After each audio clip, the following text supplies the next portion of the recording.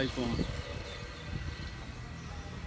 এখন আমরা আসছি গোপালগঞ্জ টঙ্গিপাড়া জাতির জনক বঙ্গবন্ধু বাড়ি মাজার দেখার জন্য। কত সুন্দর দেখছেন, কত সুন্দর সিনারিটা দেখেন। বঙ্গবন্ধুর টঙ্গিপাড়া, কত সুন্দর বঙ্গবন্ধুর বাড়িটা।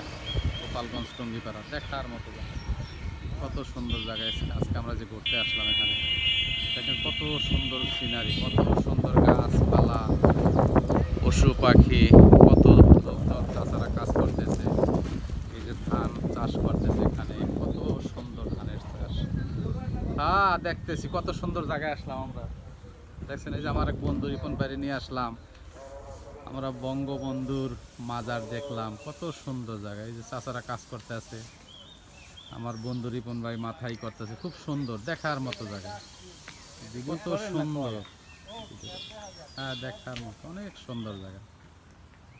দেখছেন কত সুন্দর সিনারি, অনেক ভালো লাগতেছে জায়গাটা। অনেক সুন্দর। দেখছেন গাছের ফুলগুলি কত সুন্দর।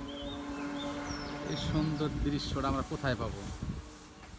এখানে আসলাম দেখে তো, কত সুন্দর জায়গাটা।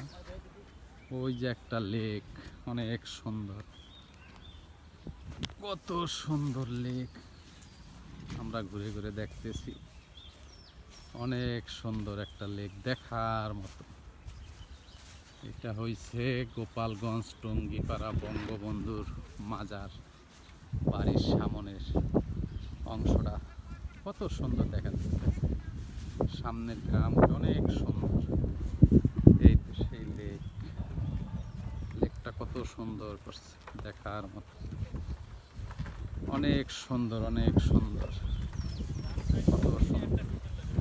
গোপালগঞ্জের জায়গাটা দেখার মতো, পুরা লেকটা একদম সুন্দর, কত সুন্দর একটা লেক, দেখার মতো একটা লেক, অনেক সুন্দর।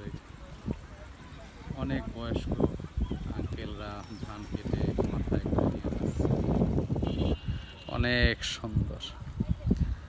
এই যে সেই জাতির জনক বঙ্গবন্ধু মাজারের সেই দেখার মতো, অনেক সুন্দর, কত সুন্দর দৃশ্য, অনেক সুন্দর দেখা যায়, অনেক সুন্দর, অনেক সুন্দর। এরকম সিনারি না দেখলে বোঝাই যায় না, আকাশে কত সুন্দর, অনেক সুন্দর, অনেক অনেক সুন্দর দেখার মতো জায়গা।